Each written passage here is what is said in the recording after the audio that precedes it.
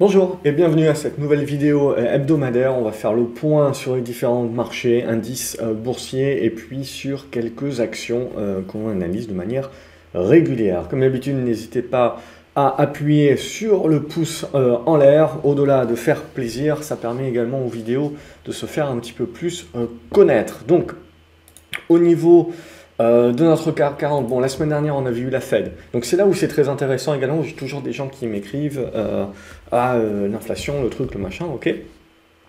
C'est là où c'est intéressant. La semaine dernière, on avait la Fed. La Fed qui nous explique donc qu'en gros, on commence le recalibrage, donc on commence un petit peu à réduire les rachats d'actifs.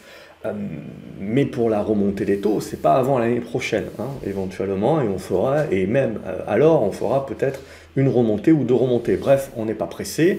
On attend avant tout d'avoir une reprise économique pleine. Et puis, au diable l'inflation, hein, on subit l'inflation. Donc en gros, les banques centrales, c'est ce qu'elles nous disent. Les banques centrales, ce qu'elles nous disent, c'est que bah, tant pis, on va accepter d'avoir une inflation. Et donc, vous avez des taux réels qui sont négatifs, hein, puisque vous avez les taux aux US. En Europe, on est à 0, et aux US, on est à 1,5, mais bon, si vous retraitez l'inflation, vous êtes négatif. Donc, on reste dans les mêmes dispositions que l'on était déjà depuis 2-3 années, depuis fin 2018 à peu près, à partir du moment où les banques centrales ont remis un petit peu le couvert, justement, et dit hop hop hop, non, on va pas remonter les taux, parce qu'on se souvient, hein, fin 2018, hein, dès qu'on avait commencé réellement la remontée des taux, ça avait tout de suite coincé sur les marchés. Pas parce qu'il y avait de l'inflation à l'époque, mais parce que vous aviez cette remontée des taux qui était également d'une manière assez rapide.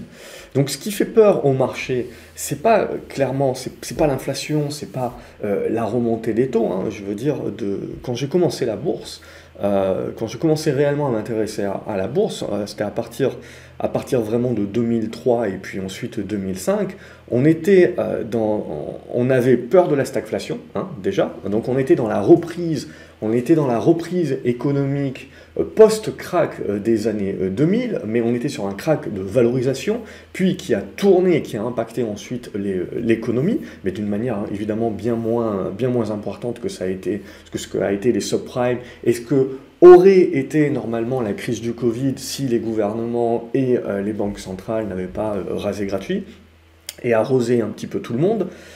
Mais donc du coup, c'est bien aussi là la différence qu'il faut faire attention, c'est que pendant 10 ans, les banques centrales ont mis en place une politique qui n'était pas inflationniste pour l'économie, mais qui était inflationniste pour les actifs.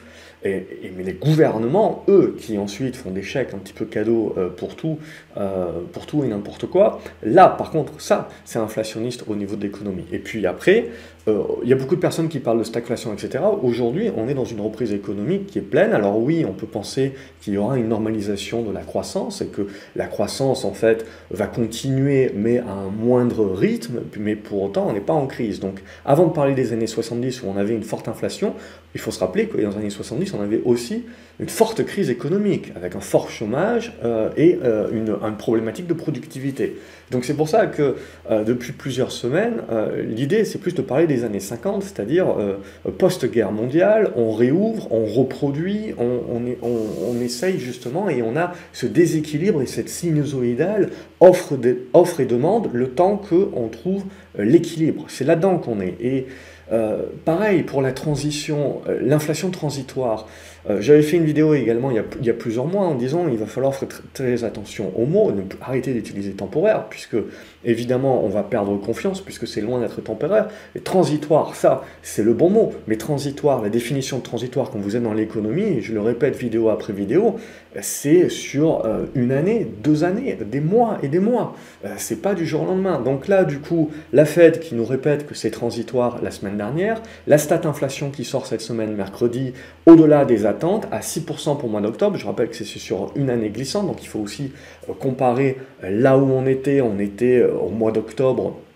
Au mois d'octobre 2020, on était en réouverture déjà, mais bon, c'était aussi c'était aussi en mode doucement. Donc il faut aussi comprendre qu'on vient à un moment donné d'une chute de la demande, donc d'une déflation, et donc c'est normal également qu'on ait ces écarts-là. Donc on se retrouve avec des taux réels qui sont négatifs, une inflation qui est forte, oui, mais qui est déjà connue. C'est quelque chose qu'on connaît déjà, c'est quelque chose auquel on s'attendait. Souvenez-vous, et je vous le répète également souvent, que quand les stats sortent, ce sont des stats qui vont refléter le passé. Alors oui, l'inflation va certainement continuer ces prochains mois, bien entendu. On va continuer d'avoir une inflation forte, mais pour l'instant, le transitoire des banques centrales n'est pas remis en cause. Alors, on peut en effet en douter, potentiellement, et on peut, du coup, comme on est blindé de liquidités, commencer déjà à protéger les portefeuilles. On a déjà commencé à faire des rotations et à avoir un peu plus de value dans les portefeuilles. On commence également à acheter des valeurs plus défensives, on le voit avec les télécoms, etc., qui commencent à revenir, les non cycliques. Mais également, on l'a vu cette semaine, ça avait déjà commencé il y a plusieurs semaines, mais le mouvement s'est un petit peu accentué, revenir et racheter un petit peu de l'or et de l'argent. Mais ce qu'il faut bien se dire, c'est que quand vous êtes en taux réel négatif, tout ce qui est or, argent, etc., vous n'avez pas de rendement. Donc c'est là aussi où il faut bien comprendre les choses qui se mettent en place et bien comprendre également que le marché, il n'est pas binaire dans le sens où il va choisir une stratégie A et complètement oublier la stratégie B. Et donc, un coup, dire je crois à la transition, et donc acheter les valeurs pour jouer la recovery, le truc, le machin, et le lendemain se dire oh là là, mais il y a de l'inflation en fait, hop, je bifurque. Et l'inflation, c'est en soi, c'est pas vraiment très grave tant que vous avez une croissance économique. Là où ça devient plus grave, c'est que quand vous avez de l'inflation forte, mais que vous n'avez pas de croissance économique. Ou alors que vous avez une croissance qui commence à se normaliser et que vous commencez à monter les taux. Parce que en 2003-2005, je veux dire, on avait une rotation sectorielle. Hein. Plus personne voulait des valeurs technologiques, plus personne voulait des valeurs de croissance. Hein. Tout le monde disait, je me suis pris une baffe énorme, donc je ne vais pas revenir là-dessus, je vais revenir sur de la value. Je vais revenir sur des bancaires, je vais venir sur de l'immobilier, etc. Je vais aller chercher du rendement, je vais aller chercher des sociétés qui font peut-être pas des croissances énormes, mais qui me délivrent des résultats et qui me délivrent des profits.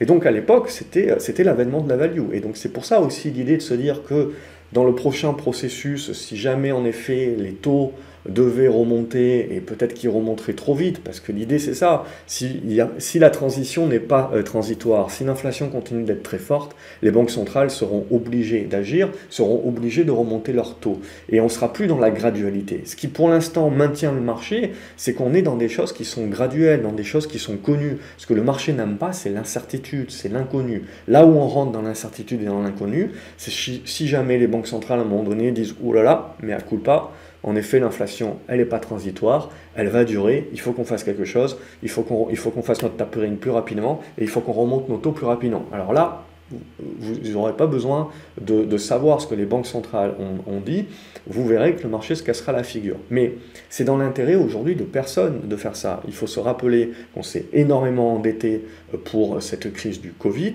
donc avoir de l'inflation sans remonter les taux, c'est également à l'avantage des entreprises et des gouvernements, puisqu'on a l'inflation qui vient rogner la dette et on n'augmente pas les taux, et donc en gardant les taux bas, on se permet de se refinancer toujours à des taux très bas, et donc on évite que les charges financières soient complètement invivables pour la plupart des entreprises et la plupart des gouvernements. C'est ce qui permet aujourd'hui de tenir. Ce qui permet également de tenir, c'est qu'on reste dans un monde de réouverture où on voit que la consommation est très forte, mais on voit aussi que les niveaux d'épargne restent très forts également, très élevé. Donc ça veut dire qu'il y a encore de l'argent dans les poches. Et donc c'est là où ça va être très intéressant, parce qu'on arrive, les entreprises également ont énormément d'argent, on le voit, ça supporte des fusions-acquisitions, on le voit, ça supporte également des rachats d'actions, et on le voit, il y a eu des flux entrants absolument énormes sur les marchés, et potentiellement c'est pas terminé. Et comme je vous le répète souvent, le marché c'est une question de profit des entreprises, de profit futur, il faudra voir, et pour l'instant on a vu au troisième trimestre que les profits ont quand même résisté à la hausse des prix à la production, c'est-à-dire que les entreprises ont eu la capacité de croître leur chiffre d'affaires suffisamment de manière haute pour que la hausse des prix à la production n'impacte pas ou de manière marginale leur marge. Alors, pas toutes les boîtes évidemment, mais quand même une majorité ont su résister de cette manière-là. Donc il faudra voir sur le 4e trimestre également si c'est toujours le cas. Mais c'est là justement où c'est intéressant, c'est la normalisation, la transition, c'est également la transition de la croissance.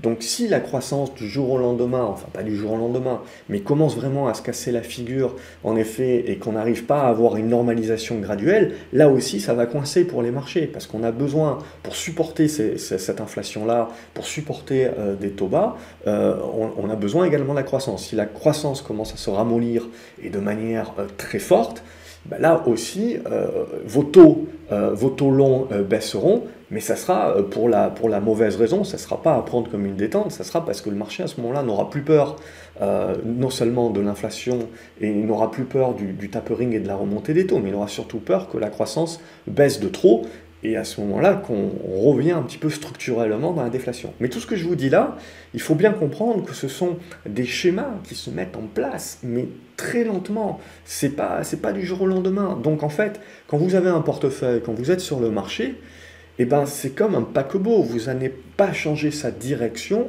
en tournant le gouvernail et en vous disant que dans la seconde après, pouf, vous allez tourner exactement là où vous voulez tourner. Non, il va falloir commencer à tourner le manche, et ce n'est que après de longues minutes ou de longues, dans le cas de l'économie, de longues semaines ou de longs mois, qu'on va commencer à voir la bifurcation. C'est ce qui fait peur également, dans le sens où de dire, si les banques centrales ne réagissent pas suffisamment en avance, quand elles vont réagir, ça sera trop tard quelque part. Mais comme je vous l'ai dit, quelque part aussi, l'inflation, c'est à prendre en compte comme une destruction de la rente. Mais ce que l'on voit, c'est qu'aujourd'hui, c'est toujours la même chose. Les actions, même si vous faites de la rotation, même s'il faut faire de la rotation à l'intérieur des portefeuilles, des secteurs d'activité et des valeurs que l'on va rechercher, c'est aujourd'hui toujours pareil, les flux vont sur les marchés. Parce qu'aujourd'hui, même si vous allez acheter de l'obligataire, qui est entre guillemets sécuritaire, même si vous achetez de l'obligataire qui est indexé sur l'inflation, vous avez toujours un temps de retard. Et aujourd'hui, et puis les paniers d'inflation, etc., qui sont utilisés pour calculer ces obligations-là, ont toujours également une marge d'erreur par rapport à la réalité. Mais donc, toujours, vous êtes quand même en perte en termes de taux réels. Hein. Donc c'est ça aussi qu'il faut comprendre. Mais après, ce qu'il faut comprendre, c'est que c'est là où tout le monde vous explique qu'il y aura le crack obligataire et compagnie, mais ce qu'il faut comprendre aujourd'hui, c'est qu'il y a tout un tas d'acheteurs qui sont obligés d'acheter des obligations, même si ça ne leur rapporte pas, même si ça leur fait perdre de l'argent, pour des raisons réglementaires, etc. J'avais également fait une vidéo là-dessus. Bref, ça fait une bonne année qu'on a cette hypothèse de travail, hein, et au fur et à mesure, on peut reprendre des différents niveaux. Donc j'espère que celles et ceux qui suivent éventuellement depuis une bonne année, ils ne sont pas surpris premièrement par ce qui se passe, et deuxièmement, ils ne sont pas surpris également que pour l'instant, on n'a pas de crack obligataire et on n'a pas de crack boursier. Parce qu'il faut bien comprendre que ce n'est pas un élément qui est plus important que l'autre, c'est l'ensemble, c'est comment les choses se mettent en place. Et ce n'est pas parce que vous avez une inflation forte que tout se casse la figure. Non, ça dépend les taux d'intérêt, ça dépend de votre niveau de croissance. Et donc c'est ça qui va bouger. Et en fonction de ça, on change la donne. C'est pour ça que ce que je vous avais dit, on va revenir aux indices plus tard, mais ce dont on avait parlé toutes ces précédentes semaines notamment, c'était de regarder les obligations. Alors là, c'est l'obligation à 20 ans US, et on s'était dit que pour moi, tant qu'on va rester dans la figure majeure, ici, c'est le sweet spot des marchés. C'est-à-dire, si vous cassez par le bas ici, vous avez une remontée des taux. Donc, c'est-à-dire, on a peur de l'inflation, mais on a tellement peur de l'inflation qu'on se dit que les banques centrales vont devoir agir et vont devoir remonter les taux. Là aussi, il faut éviter de tout mélanger. Ça, ce sont les taux longs. Vous avez les banques centrales, elles agissent sur les taux courts. Alors, peut-être qu'à l'avenir, tout le monde fera un petit peu comme la Banque du Japon, etc., et commencera à jouer un petit peu avec les courbes des taux. Mais à ce stade-là, on est sur ce type d'éléments-là. Donc, en gros, c'est assez simple. Si vous cassez par le bas ici, les taux remontent, les taux long terme remontent. Donc, on a une certaine crainte vis-à-vis de cela. Par contre, si on casse par le haut, tout le monde va se dire, chouette, si on casse par le haut, ça veut dire que les taux se détendent. C'est-à-dire qu'en gros, ben, on a moins peur, on a moins peur de l'avenir, donc moins peur de l'inflation et de ces choses-là, et du tapering. Mais là où il faudra faire attention, on se le répète depuis quelques vidéos, c'est que si on casse par le haut, le marché peut avoir une autre peur, qui pour moi est plus importante encore, c'est la peur que la croissance s'estompe de manière trop rapidement, qu'on revienne à une croissance molle qu'on avait avant la crise du Covid, et que là, ça soit pas la même triangulaire entre croissance, taux et inflation qui soit jouée. Donc si on casse par le haut et qu'on détend les taux, il ne faudra pas le voir comme disant ouais c'est super.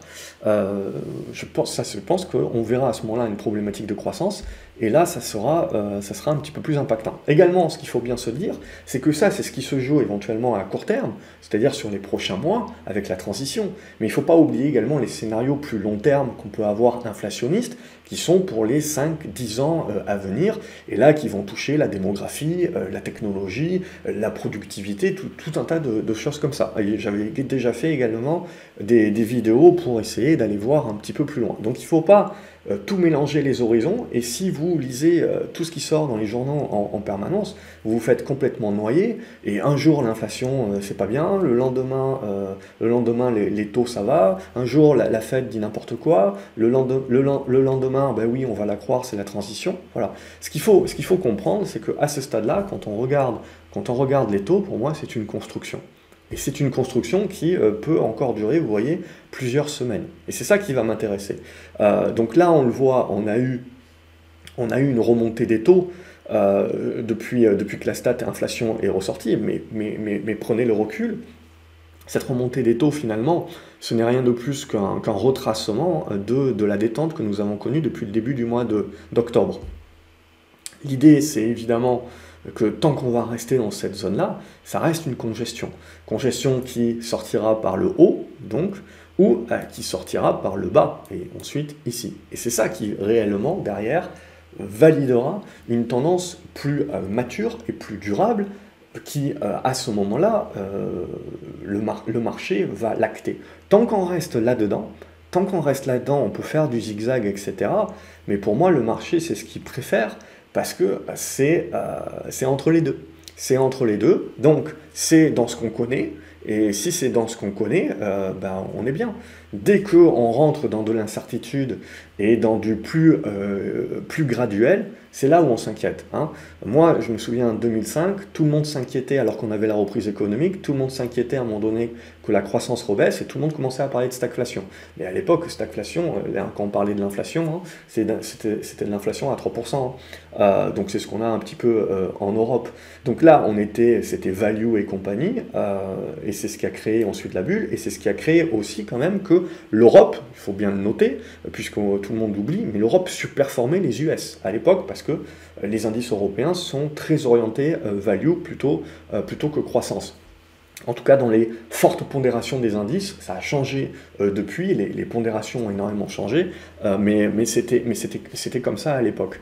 Donc il faut comprendre aussi, et 2006-2007, l'économie est repartie, la croissance est repartie, et donc plus personne n'a parlé de stagflation, jusqu'à ce qu'on connaisse les excès que l'on a connus, et qu'on rentre ensuite dans des crises systémiques, avec tous les effets les produits dérivés et compagnie, et les effets de levier, ce qui, de toute façon, on n'apprend jamais rien de l'histoire, la prochaine, ça sera la même, évidemment, c'est juste une question de timing. Donc voilà un petit peu, pour moi, ce qui était important de répéter, parce que je reçois toujours beaucoup de questions là-dessus, dès qu'il y a une stat, un truc, un machin qui sort. N'oubliez jamais que les stats qui sortent reflètent le passé, le marché et le graphique que vous regardez, ils reflètent le sentiment présent et surtout les anticipations du sentiment futur. Donc c'est là où ça sera intéressant. Le marché nous dira ce qu'il a envie de privilégier plus tard. Et je pense que, vous le savez, on peut pas taper sur la Fed encore, il faut leur donner encore 6 mois avant de commencer à dire c'est pas transitoire. C'est trop tôt aujourd'hui pour dire c'est pas transitoire et pour leur rigoler au nez en disant vous voyez c'est pas transitoire l'inflation, etc. Non. Et potentiellement oui c'est encore transitoire, mais il faut donner encore 6 mois, 9 mois facilement. On n'est pas sur des mouvements de court terme. Hein. Il faut comprendre le choc que nous avons vécu vécu, le choc sur la logistique, sur les chaînes d'assemblage, et donc le temps de remettre tout ça en place, le temps au niveau de la sinusoïdale et de l'offre et de la demande de s'équilibrer. Et ça prendra encore, je pense, plusieurs mois. Voilà pour ce long laïus, mais je pense que c'était important. On reprend un petit peu au niveau du graphique, on va aller un petit peu plus vite. Au niveau du CAC 40, c'est haussier, point barre. Ça continue un petit peu ce matin, on commençait éventuellement une reprise de souffle, mais alors c'était vite dit, c'était à très court terme. De toute façon, moi je pars du principe que tant que vous ne refermez pas ce gap-là sur les 6950 points, c'est haussier, point barre. Le jour où on referme ce gap-là, on parlera un petit peu de reprise de souffle, mais sinon on est en train de s'ouvrir la voie, 7100, potentiellement 7002 et compagnie. Est-ce que c'est un excès? Oui, probablement, on le corrigera, mais toujours est-il que la tendance est forte à ce stade-là, et que pour moi, à moyen terme, dorénavant, au-dessus des 6008, on va arrondir à 6850, c'est positif. À un moment donné ou à un autre, quand on aura vraiment une vraie reprise de souffle, on pourra se dire qu'on va revenir chercher cet ancien sommet d'août et s'en servir comme support, mais tant qu'on va tenir cette large zone, en gros 6008, 6009, pour moi, il n'y a pas de remise en cause de la tendance haussière, d'un point de vue purement graphique. Donc là, on continue de suivre la tendance. On voit que la hausse se maintient à un rythme comme ça. Et donc ça, c'est bien comprendre également l'histoire des flux, hein, bien comprendre le cash qu'il y a de présent et les flux également. Et le fait que donc, vous avez les rotations qui continuent à se mettre en place, et qu'un indice comme le CAC 40, hein, comme on l'a vu tout au long de cette année 2021, ça faisait partie des hypothèses de travail qu'on avait l'année dernière, surperforme également, et dans la capacité d'avoir ces zones de surperformance, grâce notamment à cet aspect value. Donc là, on en est là. Si on regarde l'aspect croissance maintenant, on va pas le Nasdaq Composite, on va prendre le Nasdaq 100, sur le Nasdaq, donc, là, on le voit, on a un petit peu pêché, alors il y a eu l'histoire Tesla et compagnie, et puis cette histoire d'inflation, mais vous voyez, je veux dire, l'inflation aujourd'hui, l'idée c'est que le marché, pour l'instant, ce qu'il est en train de nous dire, c'est que pour lui, il valide plutôt les banques centrales, que c'est transitoire, et surtout que, voilà, on n'a pas de remontée des taux encore, donc à ce stade-là, au niveau des valorisations qui sont données aux valeurs technologiques, dans un monde de taux bas et en plus d'inflation forte, en tant qu'investisseur, si on ne veut pas détruire du pouvoir d'achat, il faut qu'on aille chercher soit du rendement, soit de la croissance encore plus supérieure. Et dans un monde où vous avez des taux bas et en plus vous avez l'inflation et donc vous êtes en taux réel négatif, vous valorisez les sociétés de croissance. Je veux dire, tout le monde disait qu'un PER d'une valeur de croissance à 30 c'était cher. Tout le monde va vous expliquer qu'à 90 c'est n'importe quoi.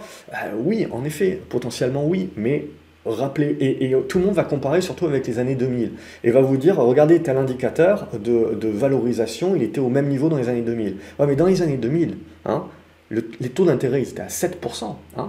On n'est pas dans le même monde. Il n'y avait pas l'inflation, je ne sais plus à combien était, on devait osciller quand même à 4 ou 5%, surtout aux US. Mais il y avait une forte croissance et surtout vous aviez des taux d'intérêt qui étaient beaucoup plus élevés. Donc c'est là aussi, il faut faire attention quand vous comparez les niveaux de valorisation, il faut comparer ce qui est comparable. C'est qu'aujourd'hui, on est dans un monde de taux très très bas. Alors aux États-Unis ils sont à 1,5, en Europe on est à 0, et vous avez une inflation en Europe de 3%, et aux États-Unis vous êtes à 6. Donc on est à moins 3 en gros en Europe, et peu ou prou également à moins 4 aux US en taux réel. Donc il faut également mettre ça dans la balance et ne pas comparer ce qui n'est pas comparable aujourd'hui.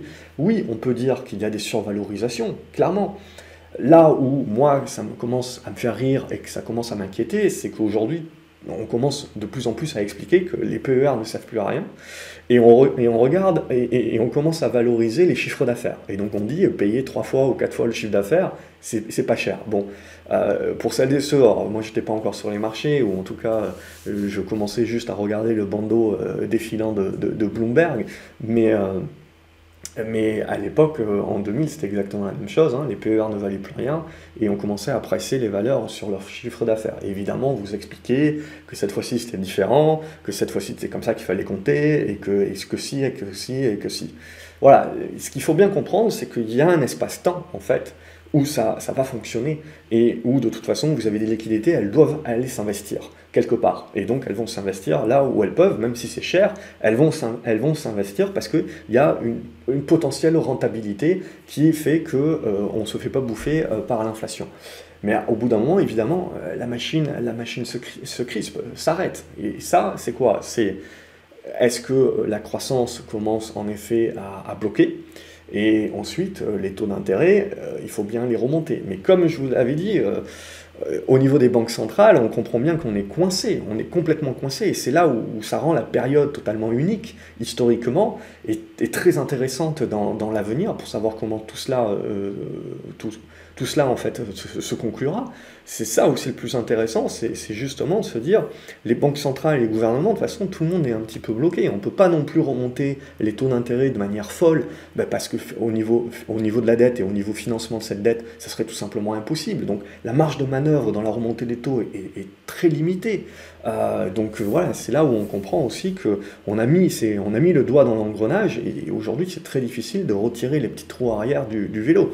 Alors on peut mettre des roues un petit peu plus petites, etc., pour voir si l'économie est capable de rouler un petit peu plus en roue libre, mais les retirer complètement du jour au lendemain, voilà, ça c'est impossible. Et si ça devait arriver, pour moi ça serait ça la vraie catastrophe, la perte de confiance dans les banques centrales. Donc on en a encore pour quelques mois, je dirais, avant de voir cet aspect transitoire, mais en tout cas, il ne faut pas... pour moi, voilà, les personnes qui rigolent du transitoire, etc., c'est parce que c'est leur fonds de commerce, évidemment, de vous vendre du noir et de vous vendre la fin du monde. Éventuellement, la fin du monde arrivera, bien entendu, mais c'est une question de timing, hein, parce que pour moi, ce qui est plus grave que la perte ou de prendre le crack dans la figure, c'est la perte d'opportunités pendant tout le temps où vous avez peur et vous ne saisissez pas les opportunités. Ça vous coûte bien plus d'argent que finalement de vous prendre le crack dans la figure. Et le crack aussi, c'est pareil, pour moi, mis à part Covid et compagnie, ou météorite qui vous tombe sur le coin de la gueule, c'est pas du jour au lendemain que ça se fait, ce genre de choses, hein. Bien sûr, vous aurez toujours des gourous, des mecs qui vous diront, moi j'avais prévu le crack ici, c'était là qu'il fallait vendre, c'était là le début du crack. Ouais, mais quand vous y êtes, quand on a le nez dedans, et quand on y est, tout ce qu'on peut dire éventuellement, c'est que c'est une cassure de support, éventuellement un retournement de la tendance, mais on y va étape par étape. Le crack, c'est la partie finale de la panique d'un marché baissier. Mais avant d'arriver à cette période de crack, mis à part Covid, météorite, voilà, des choses vraiment graves, subitement, tremblement de terre, je sais pas, San Francisco, bam, voilà, ce genre de choses. Là, ça vous crée des vrais chocs, ou sinon, dans des chocs plus économiques et en fait de contagion, c'est des choses qui mettent plus de temps. Même, je veux dire, même si vous regardez la crise des subprimes, c'est quelque chose qui a mis plus d'une année. Si vous regardez graphiquement parlant, et si vous l'avez vécu également, c'est quelque chose qui a mis plus d'une année à arriver au véritable crack, au véritable panique, sell-off, etc. Mais vous aviez des dégradations déjà depuis longtemps. Donc c'est ça aussi, il faut le faire étape par étape. Donc, j'en ai fini, j'ai beaucoup parlé. Au niveau de notre Nasdaq, ça continue d'être haussier, mais l'idée c'est la même chose. On a un support ici sur les 15 007, vous avez un autre support court terme sur les 15 009 qui a plutôt bien fonctionné, et là on est en train de tenter de relancer la tendance. Là aussi, on sent bien qu'on est un petit peu tendu, bien entendu, mais à aujourd'hui, on ne peut pas non plus anticiper pleinement. Donc, la seule chose, c'est qu'on peut commencer à construire des figures, se dire qu'on va naviguer un petit peu là-dedans jusqu'à se casser par le haut. Là, on partirait vraiment en mode bulle, euphorie. Ça, moi, j'apprécie toujours rarement parce qu'on aura le contre-coup, évidemment. Sinon, si on construit doucement et qu'on casse ici par le bas, on aura la mise en place de la conso. Mais il ne faudra pas parler de retournement baissier du jour au lendemain. On aura l'occasion d'en reparler d'ici là. Sinon, pour moi, tant qu'on est à court terme au-dessus des 15 009, c'est haussier actuellement sur le Nasdaq. Et on attend de voir comment on va construire un petit peu dans cette zone-là. Au niveau, là aussi où c'est intéressant, au niveau de l'or, donc tout de suite tout le monde se dit, tiens, l'or est en train d'exploser, c'est l'inflation, le marché croit à l'inflation, etc. Ouais, mais à côté, on voit qu'on ne panique pas non plus sur le marché, on n'a pas vendu père et mère. Donc ce qu'il faut bien se dire aussi, c'est qu'il y a tellement d'argent dans le marché que vous avez la possibilité d'avoir toutes les stratégies. Vous pouvez continuer d'être long sur les actions. Vous avez déjà passé une année à commencer à vous retirer un petit peu des valeurs de croissance, pas entièrement. Vous avez toujours potentiellement 30-40% de votre portefeuille en valeur momentum, en valeur de croissance. Vous avez augmenté votre part de valeur value, valeur avec du dividende, un petit peu plus de sécurité. Et puis là, maintenant qu'on a l'inflation, c'est transitoire ou pas transitoire, il y a de l'inflation. Donc, éventuellement, je commence à me charger avec des valeurs défensives et avec des minières, etc. Et je vais essayer de me protéger de cette manière-là. Mais n'oublions pas également que oui, il y a de l'inflation, mais que les taux, eux, pour l'instant, ils remontent, mais un chouïa, mais ils restent négatifs. Donc, tout ce qui ne vous délivre pas de rendement, et c'est là où il faut casser l'idée aussi que le Bitcoin protège de l'inflation, le Bitcoin est au niveau où il est pour une question de flux, pour une question de nouveaux entrants. À partir du moment où il n'y aura pas suffisamment de nouveaux entrants, suffisamment de flux, ça se cassera la figure et vous le verrez, la protection à l'inflation, elle n'y sera pas. Donc c'est une question, il faut bien comprendre, c'est une question de flux, c'est une question de nouveaux entrants également. Donc c'est ça qui est vraiment important de comprendre. Donc là, l'idée également, c'est qu'il y a tellement de cash que je suis capable d'être long or, je suis capable d'être long action également. Je suis capable d'être sur tous les tableaux, je n'ai pas besoin d'arbitrer.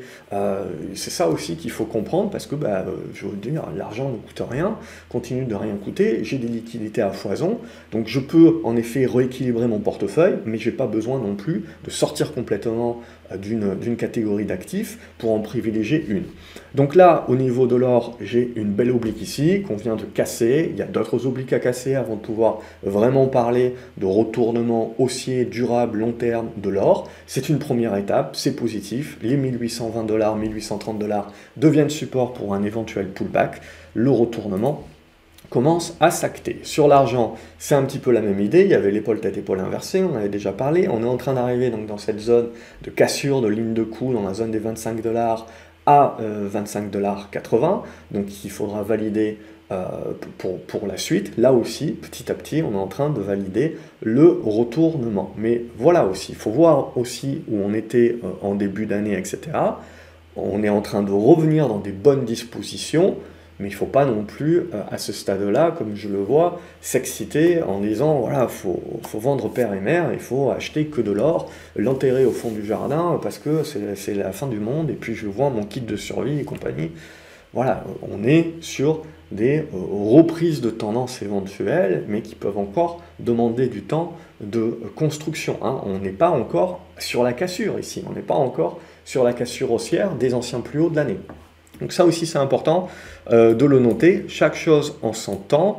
Et au niveau de l'euro-dollar, on le voit, on est en train de gratter un petit peu plus vers le bas, donc le dollar continue de rester fort, mais aussi il faut bien comprendre qu'aujourd'hui le dollar est l'une des seules monnaies qui vous rémunère. Alors certes avec l'inflation vous êtes quand même en taux réel négatif, mais moins que si vous avez d'autres monnaies. Donc du coup, c'est plus la faiblesse des autres monnaies. En fait, on va chercher de la défense, et on va chercher de la protection et de la défense en allant acheter du dollar. Toujours est-il que pour moi, on reste encore dans les clous, on le voit, dans cette zone des 1,14, on est en train de revenir chercher l'ancienne zone de résistance qui avait été cassée ici.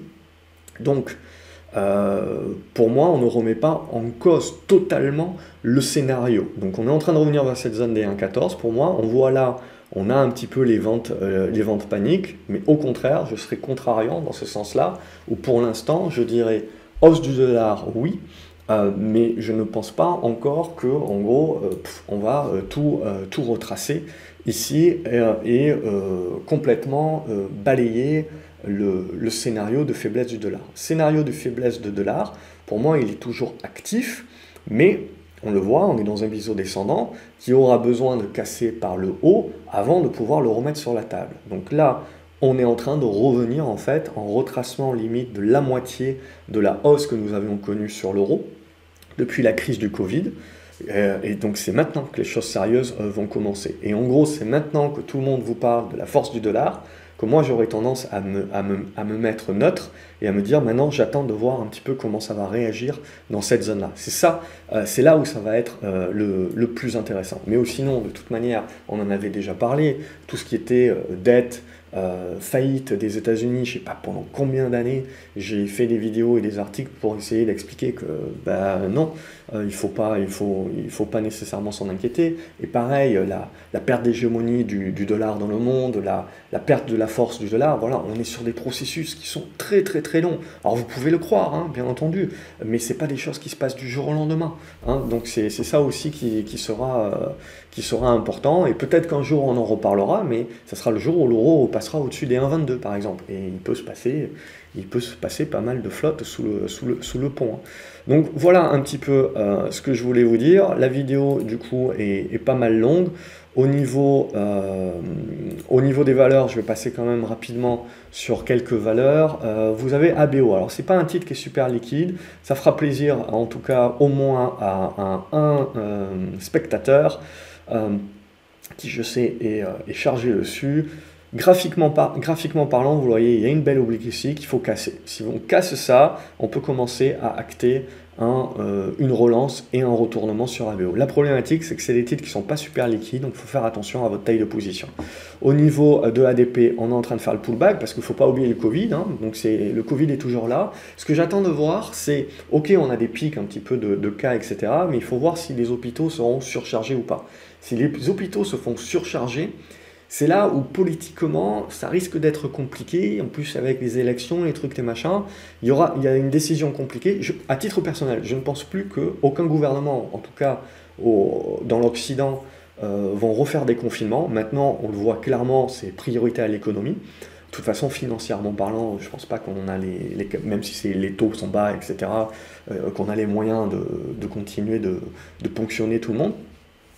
Donc l'idée, c'est que je ne pense pas qu'il y aura de reconfinement, etc. Mais si jamais on se retrouve dans la même situation avec des hôpitaux qui sont complètement en pagaille, voilà, ce sont des risques. Et il ne faut pas omettre que dans des pays plus restreints, ça va être le cas, on va remettre des restrictions. Donc le Covid est toujours là, le Covid n'est pas mort. Et moi, ce que j'attends de voir, voilà, c'est ce pic-là, est-ce qu'il va contraindre les hôpitaux dans les mêmes dispositions que l'année dernière? Et auquel cas, politiquement parlant, c'est quand les hôpitaux sont surchargés qu'il faut se méfier de quelques contraintes qui peuvent être repoussées. Bon, pour l'instant, j'ai plutôt envie de penser que le marché est plutôt de l'avis de dire que le Covid est derrière lui, mais toujours est-il, il faut toujours faire attention à ça, parce que ce sont les petits événements signes gris qui peuvent revenir donner de la volatilité. Sinon, ADP, donc en train de revenir sur une ancienne zone de résistance qui devient donc une zone de support. Tant qu'on est au-dessus, on va rester positif, mais voilà, il faut lui donner le temps de souffler, de construire. Air France également souffle, on est venu chercher la résistance. Donc en gros, si on veut croire à un retournement haussier durable de Air France, on le voit, c'est cette zone des 4,90 € dont il faudra s'affranchir. Au niveau d'Aquel, on est venu chercher, j'ai ajusté un petit peu mon oblique, on est venu chercher donc l'oblique résistance, on bloque dessus, on revient chercher support, donc là, toujours la même chose, il faut casser ce niveau-là, puis après il faudra casser l'horizontale. Donc on reste dans les dispositions de construction à ce stade-là. Amazon, donc, qui est allé refermer ce gap ici et qui a permis un petit peu un nouveau souffle, de donner un nouveau souffle aux valeurs de croissance, qui est en train d'effectuer un mode pullback en fait sur l'ancienne oblique ici qui tient en support, donc il faudra relancer. Si on recasse par le bas, c'est une faiblesse qu'il faudra, sur les valeurs de croissance, qu'il faudra acter. Pareil sur Apple, ça reste encore propre à ce stade-là, mais pour l'instant on n'arrive pas à recasser, vous voyez, cette oblique. Si on casse l'oblique là, il y a pas mal de valeurs comme ça qui sont très tendues et très étendues. Si vous commencez à casser par le haut, on part en mode bulle euphorie. Et pour moi, en gros, dernière jambe haussière, il faudra se méfier de la correction au prorata derrière, type janvier 2018. Auquel cas, si on n'arrive pas à passer là et qu'on petit à petit, voilà, on dégrade et on finit par casser par le bas, bon, c'est une faiblesse, c'est une consolidation, mais c'est un peu plus sain déjà, et on construira des figures. À ce moment-là, on va dire que on commencera à construire des figures comme on voit sur beaucoup de valeurs momentum, beaucoup de valeurs haussières, les Sartorius et tout ça là. On commence à construire beaucoup de figures qui peuvent éventuellement être des figures de dégagement. Mais encore faudra-t-il les tenir dans la longueur. C'est comme ça qu'on le saura, que les acheteurs petit à petit perdent de leur force, et ensuite les casser par le bas pour vraiment valider les mouvements correctifs. Mais encore une fois, c'est pas parce qu'on cassera par le bas et qu'on validera des mouvements correctifs qu'il faudra crier au crack, fin du monde, retournement baissier des marchés, durable, etc. Bon, il y aura plusieurs étapes avant cela. Mais je continue, ce sera l'occasion d'en reparler dans d'autres vidéos. Au niveau d'Arcelor également, on est en train de congestionner. On voit qu'on a un support ici sur cette zone. Alors si j'arrive, l'apéro n'a pas commencé. 26,80 €. Dans cette zone-là, tant que vous tenez là, c'est OK. Sinon, ça fait typiquement partie des valeurs momentum, vous voyez, qui construisent leur figure. Alors, on est dans des triangles ascendants un petit peu partout, et donc voilà, on peut commencer à mettre des semaines, voire des mois de zigzag, éventuellement. Mais ça reste des tendances haussières à l'intérieur de figure. La partie euphorie, c'est si vous cassez par le bas. La partie faiblesse corrective, c'est si vous cassez par le haut. Tout ce qui se passe au milieu, pour des court-termistes, très bien, mais pour l'investisseur, c'est de la congestion. Au niveau d'Atos, donc, on a fait une belle mèche basse. Donc, l'idée sur Atos, c'est toujours la même chose. C'est qu'on reste dans une tendance baissière de fond. Ce qui nous intéresse pour moi, c'est toujours le côté OPA. C'est la partie spéculative, mais ce n'est pas une raison suffisante, évidemment, pour nécessairement rester sur la valeur. Ce qui m'intéresse aujourd'hui, c'est que pour moi, on continue de construire le socle de fin d'hémorragie. Mais dans cette construction, il y a beaucoup de zigzags, il y a beaucoup de volatilité. On le voit aujourd'hui. Mais encore une fois, ça a été acheté aujourd'hui. Donc pour moi, il faut encore patienter et on est en train de maturer une figure. Ce n'est que si on casse cette figure par le haut qu'on parlera de retournement. Évidemment, OPA ou pas, rumeur et compagnie, tout ça peut arriver. Mais d'un point de vue purement graphique, on le voit, ça procède par étapes. Donc dans mon idée, moi, j'ai vendu parce que je n'avais pas des prix de revient. Alors, entre le court terme et le long terme, ça se goupillait à peu près. Mais j'avais des grosses positions avec des prix de revient qui n'étaient pas top. Et l'idée, j'ai soldé pour me dire, je patiente. Je fais un petit peu de window dressing et en gros je vais reprendre la valeur mais plus dans une idée 2022 où là je peux plus tenir, etc. Donc je reste encore dans cette idée là sur Atos, mais il faut encore construire. Ça me fait beaucoup penser Atos à Gemalto il y a quelques années de cela. C'était globalement la même idée juste avant qu'il y ait l'OPA, où ça me fait penser aussi à Nexan il y a quelques années. Où vous aviez une base de construction sur les bas qui avait pris quand même plusieurs mois à construire avant de partir et de faire quasiment du x3 en quelques années ensuite. Et personne n'en voulait évidemment à 25 €. C'est toujours comme ça, hein, que personne n'en veut évidemment sur les prix bas. BE Semiconductor est en train de revenir sur ses anciens plus hauts, c'est aussi point barre, mais voilà, ça fait partie des actions momentum, et donc ça fait partie des actions qu'il faut surveiller pour avoir un petit peu des indicateurs de sentiment de marché.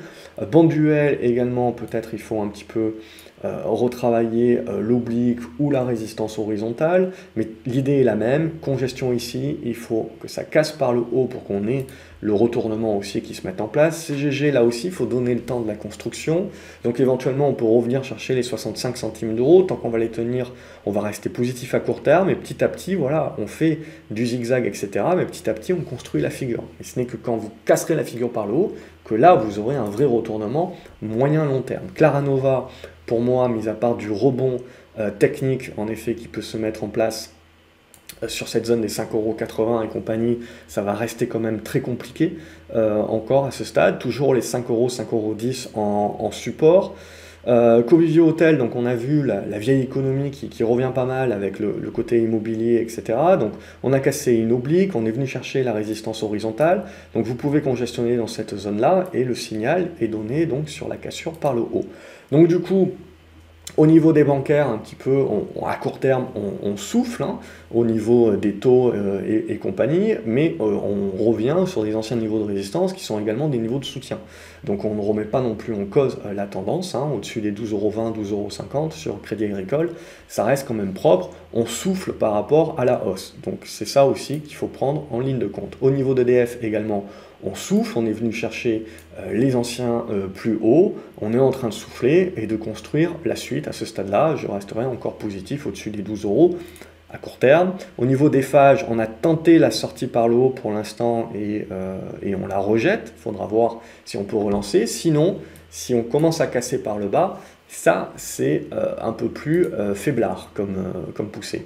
NJ, on le voit, elle continue à caracoler en tête. On est en train de revenir sur une zone de résistance, il y a des gaps, etc. Là aussi, on pourrait mettre en place une conso, mais qui ne remet pas en cause pour moi la tendance haussière, tant qu'on va tenir la zone des 12,50 à 12,60. On va rester positif. Eramé, on a un bon rebond qui s'est mis en place. Je resterai encore un petit peu dans l'attente, dans le sens où ce qu'il va vraiment falloir, là maintenant, on le voit, c'est déborder. Alors, il y avait les 72,50, il y a les 73, 70 et des brouettes qu'il faudra réussir à déborder. Sinon, là, on est dans une congestion et on attend. Ça déborde par le haut, on peut éventuellement relancer. Ça casse par le bas, évidemment. Je vous fais pas un dessin. On commencera un petit peu à consolider et à congestionner. Au niveau de l'Eurofin scientifique, c'était tendance haussière, hein, bien entendu, donc c'est des tendances momentum et compagnie. Vous avez éventuellement une figure voilà, en biseau qui peut se construire, on peut aller pousser jusqu'au 110, mais voilà, c'est comme Sartorius et compagnie, c'est des valeurs qui sont très intéressantes pour jouer les rebonds. Maintenant, ce qu'il va falloir intéresser, c'est qu'ici, on a validé une zone de support, ici, on valide une zone de résistance. Tout ce qui se passe au milieu, c'est bien pour le trading, pour l'investisseur, c'est zéro. Et ce qui va nous intéresser, c'est soit de redéborder par le haut, et donc on peut relancer éventuellement la tendance haussière, soit si on casse par le bas, eh ben on commence un petit peu à être un petit peu plus prudent sur la suite, ou en tout cas une construction plus longue. Euronav était venu presque rechercher les anciens plus hauts sur cette zone des 8,20, 8,40, est en train de mettre en place le rebond. Là aussi, on a une congestion qui va se mettre en place. Donc, il faudra soit ressortir, recasser tout ça par le haut pour relancer vers les 10 euros. Sinon, si on recasse par le bas, on reviendra travailler cette zone des 8,20 à 8 euros. Voilà, et construire un petit peu plus fortement. Europacop, pour l'instant, n'arrive pas à casser, on le voit, n'arrive pas à déborder, toujours la zone des 80-85 centimes d'euros. Galapagos également, on est en train de recasser par le bas, donc c'est pas tip top. Toujours cette zone des 49,50 qu'on a validé donc cette semaine, qui en mettant vraiment le gros morceau qu'il faudra passer avec la zone des 52 euros et cette zone de gap. Donc on voit il y a encore beaucoup de boulot, hein. C'était juste du rebond qu'on se proposait. Au niveau de Genoa, ça reste haussier également, mais on est revenu dans des flux très mineurs, donc c'est ce qui me pose un petit peu problème sur cette valeur. Bon, je vais quand même essayer d'aller accrocher les 5 euros. On verra. GL Events, ça continue de rester positif. On commence à arriver sur des zones de résistance et éventuellement. Voilà, bon, c'est des titres qui ne sont pas super liquides, donc il faut s'attendre éventuellement de la volatilité. Mais c'est comme Compagnie des Alpes et compagnie, ça reste positif. Et on sait que même si vous avez des éléments correctifs, voilà, cette zone ici, par exemple, de 17 euros, peut être 17,60 même, peut être une zone vue comme du support. Harmony Gold, donc au niveau des minières, on le voit, on a vu la première poussée ici, donc bien en amont de tout ce qu'on s'est dit, la consolidation et la relance. Donc là, on a ouvert un bon gap, etc. Et là, maintenant, il va falloir passer. C'est là où on va en savoir un petit peu plus sur la force, un petit peu des minières, c'est leur capacité maintenant de casser ici par le haut et de commencer à acter les retournements. Imerys, ça reste une congestion plutôt neutre à ce stade-là, mais ça s'observe. Il faudra un débordement des 39 euros, 39, 40, hein, 39 euros, 40 euros. Ce sera vraiment la zone à déborder pour commencer à parler d'un vrai retournement. Clépierre, c'est de la consolidation également, un petit peu comme ADP, comme toutes les valeurs liées tourisme et compagnie. On est en train un petit peu de retracer les poussées qu'on avait eues la semaine dernière. Et maintenant, l'enjeu, en fait, c'est de tenir les anciennes résistances et de les valider en tant que support, pour pouvoir valider. LVMH donc, continue de marquer des nouveaux plus hauts. Donc là, c'est ça qui est intéressant. Donc on avait la congestion ici qui était en place dans le biseau descendant, mais je vais le nettoyer maintenant. On a cassé ensuite l'horizontale ici sur les 680 euros. Donc tant qu'on va rester au-dessus de cette zone-là, on va rester positif. Et on est en train de tenter la sortie par le haut dorénavant, et c'est ce qui continue donc de motiver le CAC 40 aussi, puisque le luxe est très fortement pondéré. Donc voilà un petit peu où on en est. Ce qui me gêne, c'est que je suis assez clair sur mes supports obliques. Sur les résistances, on voit qu'éventuellement on pouvait avoir des résistances horizontales qui nous permettent de construire les fameux triangles ascendants, mais que ce soit sur le CAC, sur les valeurs du luxe et sur beaucoup de valeurs, on construit même pas, hein. On est en train de recasser ça par le haut. Alors excès ou pas, il faudra attendre encore quelques séances pour en avoir le cœur net. Mais à ce stade-là, voilà, on a de quoi rester haussier. Au niveau Morel et propre, Morel et Prom, ça reste propre. Toujours cette zone des 2,90 €, 3 € qui est le gros pivot, on va dire, à plus long terme. On est venu valider, on avait parlé des 2,45 €, on est allé jusqu'à 2,43 € pour le support, et là on est en train de tenter la relance de la poussée.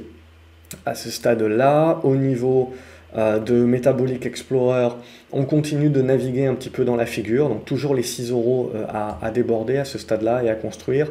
MGI Digital, c'est toujours la zone des 39 €, 40 € pour acter éventuellement un début de retournement. Au niveau de Micropole, il y a eu de bons volumes, hein, suite aux résultats, mais graphiquement parlant, on est en train de revenir sur l'oblique. On est venu quasiment tester aujourd'hui l'ancienne oblique d'un énorme triangle symétrique, donc qui joue un rôle de résistance. Après, j'ai soldé ma position pour moi parce que c'était une petite ligne dans mon portefeuille, pro rata de mon portefeuille, et même avec des volumes qui sont quand même très importants, bah, j'ai galéré à la sortir. Donc voilà, c'est un petit peu la malédiction des valeurs Euronext, hein. C'est pas qu'il n'y a rien d'intéressant, c'est que malheureusement, au niveau des volumes, on est, dès qu'on sort un petit peu des 15-20 valeurs momentum, où là, il y a suffisamment de volume, on est un petit peu plus étroit par la suite. Mota Engil, par contre, là, c'est échec, donc c'est terminé. Faudra voir plus tard, éventuellement, si elle se remet dans des meilleures dispositions, mais là, c'est redevenu moche. Au niveau de Nacon, c'est neutre, on est en train de congestionner et de construire la figure. Donc on va rester positif tant qu'on va tenir le niveau des 5 €. Au niveau de Novacite, on est venu chercher le bas du biseau descendant, donc il faudra voir là, les 2,50 €, 2,40 € sont vraiment importants à tenir. Si on les tient et qu'on commence à construire sur cette zone, peut-être que Novacite arrivera à construire un socle sur lequel on pourra parler de retournement. Pour l'instant, ça va encore tirer par les cheveux, hein. Donc on reste en attente que le marché nous prouve une réaction. Il a fait une petite réaction cette semaine, il va falloir qu'il valide, là, quand il va revenir tester, il va falloir qu'il en valide une deuxième et que petit à petit, on commence à retourner l'affaire. Donc il y a encore pas mal de boulot. Au niveau d'Orange, vous voyez, valeur défensive, valeur télécom, on a cassé une première oblique, donc on est en train d'acter le retournement avec un bon rendement, Engie et compagnie, c'est le même cas, donc on voit quand même ces valeurs-là, le marché qui va chercher également un petit peu de défensive. Pharmagest, pour moi, c'est ce que j'appelle une faiblesse. Donc on avait une congestion ici, on en sort par le haut, on va chercher la résistance horizontale, on bute dessus, mais là, on n'est pas revenu tranquillement rechercher les anciennes résistances, en servir comme support et relancer. On a enfoncé assez profondément, on a tenté le rebond aujourd'hui, on fait la mèche haute. Bon, on peut encore se permettre éventuellement d'attendre quelques séances, mais là, on attend ces quelques séances plus en se disant c'est plutôt faible. Et si ça casse par le bas, on ira voir ailleurs. Alors oui, c'est un bon dossier, hein, indéniablement, c'est un bon dossier, des bons résultats, etc. Mais regardez ce que le graphique vous dit, regardez ce que le sentiment de marché vous dit. Pour l'instant, voilà, c'est redevenu très neutre, et pour moi, les 2 dernières séances refroidissent pas mal. Le jour où vous cassez les 103 €, vous repartez pour un tour. Mais là, c'est le moment d'être un petit peu plus prudent sur les dispositions graphiques court terme, bien entendu. Prosus, là, on reste pour l'instant dans une phase de construction neutre. Pour l'instant, on tient cette zone des 71 €. Vraiment, le jour où on parlera de retournement, c'est le jour où on arrive à dépasser cette zone des 78 à 80 €. Pour l'instant, on construit. Quantum également, c'est baissier. On a eu une réaction cette semaine, c'est du rebond au prorata de la baisse à ce stade-là, pas encore grand-chose. Le pullback aujourd'hui est quand même plutôt sain, puisqu'on a conservé quand même la zone de soutien, mais ça va demander là aussi, je pense, de la construction. Et après, on verra si à Noël, on nous offre un partenariat de plus ou pas. Renault, là aussi c'est intéressant, c'était déjà bien disposé, on en avait parlé la semaine dernière ou à l'académie, je ne sais plus. On a une belle oblique ici qui casse par le haut, on est revenu la tester, on tente la relance. Et donc il faudra casser pour valider l'horizontale et aller chercher notamment les 37 €. Au niveau de Sanofi, Là aussi, c'est très propre. On va chercher les pharma également, qui sont défensifs dans le cycle en cours. Ce qui nous intéresse, voilà, c'est qu'on a vu la poussée, le gap que l'on arrive à se maintenir, et maintenant ce qui va nous intéresser, c'est de déborder cette zone des 91 euros. Sartorius également, vous le voyez, c'est toujours des tendances haussières de long terme, hein, attention, c'est à court terme qu'on rentre dans une certaine neutralité. Vous avez la correction au prorata de la hausse, du coup tout le monde, c'est un bon dossier, c'est une opportunité, j'achète. Donc vous avez le rebond également, c'est là où les valeurs momentum sont très intéressantes pour jouer les rebonds. Vous butez sur la résistance, on se refait un coup de faire peur, c'était l'histoire de la pilule Pfizer du Covid, puis le marché se dit, bon mais oui d'accord, mais on fait autre chose quand même, on ne fait pas que ça, donc voilà, on rachète, etc. Sauf que, vous le voyez, petit à petit, les acheteurs quand même n'arrivent pas à reconquérir les anciens supports qui deviennent résistance. Donc petit à petit, vous dégradez en fait et vous rentrez dans une congestion ici de neutralisation. Qu'on peut toujours casser par le haut, bien entendu, et relancer la dynamique, mais c'est là où on en est aujourd'hui. Et donc évidemment, la méfiance, c'est si vous cassez par le bas. Ça ne veut pas dire que le marché ne voudra plus de Sartorius, bien entendu. Ça ne veut pas dire que c'est la fin des haricots. Ça veut juste dire que vous cassez une dynamique et que vous rentrez dans la construction d'une nouvelle dynamique. On ne sait pas encore ce que sera cette nouvelle dynamique, c'est juste que vous pouvez avoir de la correction, et ensuite, éventuellement, on aura une figure qu'on pourra se mettre sous la dent d'une manière plus moyen terme. Solution 30, également, pour moi, c'est assez faible.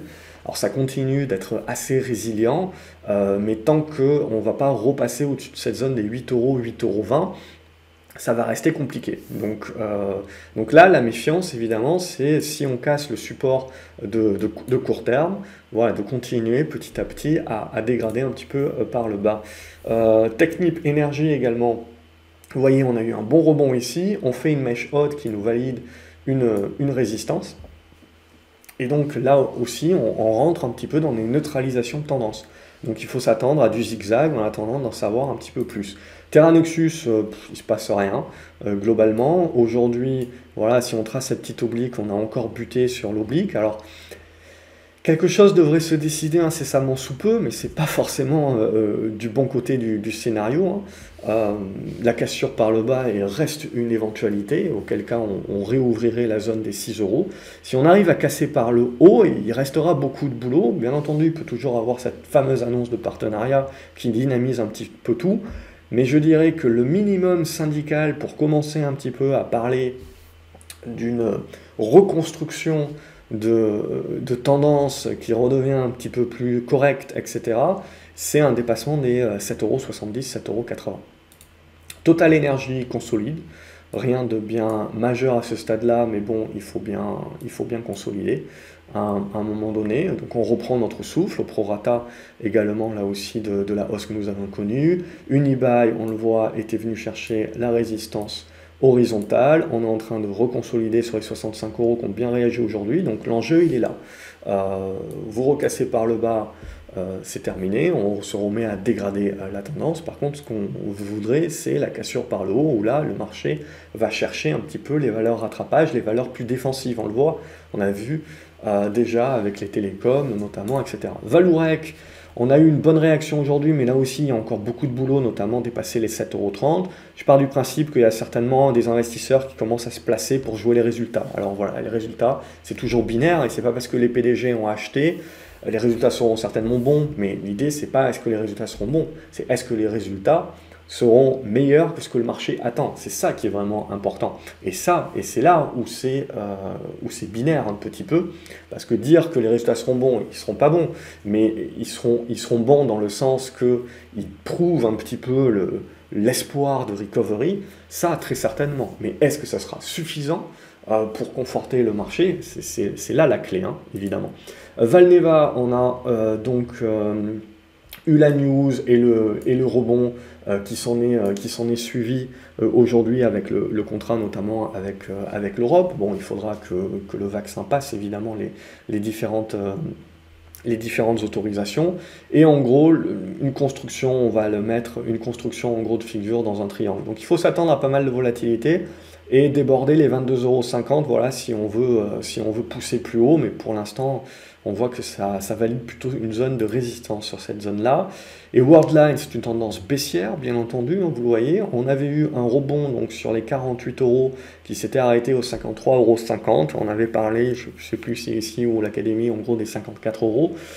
Et du coup, là, vous le voyez, on a une nouvelle attaque. Et cette nouvelle attaque qui rebondit également aux alentours des 48 euros. En fait, sur un support oblique qui prend date, il faut regarder vos graphiques en hebdo ou en mensuel. Donc voilà un petit peu là aussi, on commence à avoir des repères et des étapes de construction de figure. C'est pour ça que c'est important.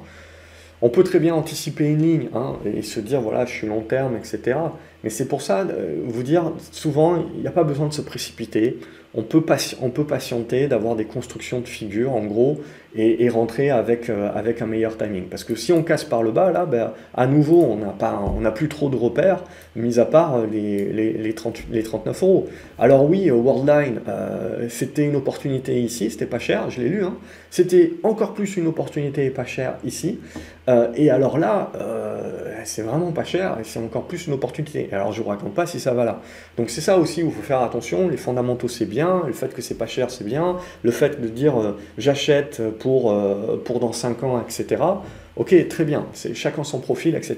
Mais il faut tailler les positions en conséquence et essayer quand même d'utiliser les graphiques en termes de garde-fou. C'était la même chose pour FoFarmers, qui est en train de revenir là actuellement, qui est une boîte justement pour les agriculteurs, etc., qui est en train de valider un rebond, et tout le monde est en train de reparler de FoFarmers, de dire c'est pas cher, il y a un bon dividende, etc. Oui, c'est vrai. Mais c'est un dossier que je suivais déjà l'année dernière, parce qu'à l'époque, il était déjà pas cher. Il y avait déjà un bon dividende. Ça n'a pas empêché de casser par le bas et de perdre 30 ou 40% de plus par rapport à déjà des niveaux qui n'étaient pas chers. Alors là, c'est sûr, c'est pas cher, mais c'était déjà il y a un mois et ça a perdu encore 20% de plus. Donc c'est ce que j'essaye de vous dire, c'est que des dossiers qui sont pas chers et qui peuvent être intéressants pour le long terme, il peut y en avoir pas mal. Et ici, FoFarmers déjà, alors ici déjà on se disait, tiens c'est pas cher, il peut y avoir une recovery, etc. Là également, ah, tiens c'est pas cher. Puis là, il y a de plus en plus, au fur et à mesure où vous baissez, il y a de plus en plus de personnes qui se rendent compte évidemment que c'est pas cher, que ça verse un bon dividende, et puis évidemment plus ça baisse, plus le niveau de dividende, s'il ne le sucre pas évidemment au passage, plus le niveau de dividende, le rendement commence à attirer, puisque ça commence à être du 7, 8%, etc. Mais bon, évidemment, les gens oublient que c'est aussi au prorata de la baisse que le marché vient de se prendre. Et là, vous le voyez, il y a eu des bons volumes, ça commençait à ressortir des radars graphiques, on referme le gap ici, donc on solde un petit peu les excès. Mais voilà, là aussi, voilà, tout le monde va vous expliquer, FoFarmers, c'est pas cher, il y a un bon dividende, on peut jouer en recovery. Mais d'un point de vue graphique, le chemin va être encore très très long. Et donc après, c'est une question de profil, c'est une question de timing, etc. J'ai souvent des questions comme ça à dire, voilà, c'est pas cher, j'achète et compagnie. Oui, mais alors, qu'est-ce qu'on essaye vraiment de faire? Est-ce que tu es capable de bloquer ton capital pendant X mois, voire X années? Est-ce que tu es capable, du coup, d'endurer que c'est pas cher, mais que potentiellement, ça peut l'être encore moins? Et donc, qu'est-ce que tu fais à ce moment-là? C'est quoi ton plan? Tu vas accumuler, moyenner à la baisse? Est-ce que tu vas lisser? Parce que ça fait partie de ton plan. Voilà, comment tu vas gérer la position? C'est pas tout d'acheter parce que c'est pas cher. Les probabilités, parce que après si ça fait ça, tout le monde dira bah ouais, c'était pas cher, c'était facile de faire ça. Ouais, mais le problème c'est qu'il y a un paquet de personnes qui avaient déjà utilisé les fondamentaux qui ont fait la même chose ici et qui sont déjà bien mal. Même chose ici et même chose ici. Donc c'est ça, c'est pour une personne qui va acheter ici en se disant ben moi j'ai suivi les fondamentaux, c'était pas cher, etc. et regardez comment j'ai eu raison. Il faut bien se dire que vous avez d'autres personnes qui ont fait la même chose avant, mais qui, eux, vont devoir patienter un long moment avant de revoir leur prix de revient. Donc c'est là aussi où il faut avoir ce chapeau analyse graphique aussi, en fonction de votre profil, parce que pas tout le monde a la taille, la profondeur de portefeuille pour avoir comme ça plusieurs dizaines de valeurs qu'on achète parce que c'est pas cher, mais graphiquement parlant, qui peuvent mettre des mois, voire des années, à redonner quelque chose. Sans compter que, éventuellement, c'est pas cher, mais des fois, c'est pas cher aussi pour une bonne raison. Voilà, je referme un petit peu la parenthèse là-dessus. C'était une très longue vidéo, mais je pense que vis-à-vis de toutes les questions que je reçois à droite à gauche, c'était important de remettre un petit peu les points sur les i, même si, logiquement, Il n'y a rien de nouveau si vous regardez les petites vidéos que j'essaye de synthèse que j'essaye de faire de temps à autre sur la chaîne. Je vous souhaite un excellent week-end. N'oubliez pas de mettre un pouce en l'air sur la vidéo, de me dire ce que vous en pensez dans les commentaires également, quelles sont les actions que vous privilégiez et comment vous voyez la suite sur le marché. Je me ferai un plaisir de vous lire et de vous répondre, et je vous retrouve lundi sur graphceobourse.fr pour avoir quelques verdicts supplémentaires sur le marché. Excellent week-end une nouvelle fois les graphes, salut!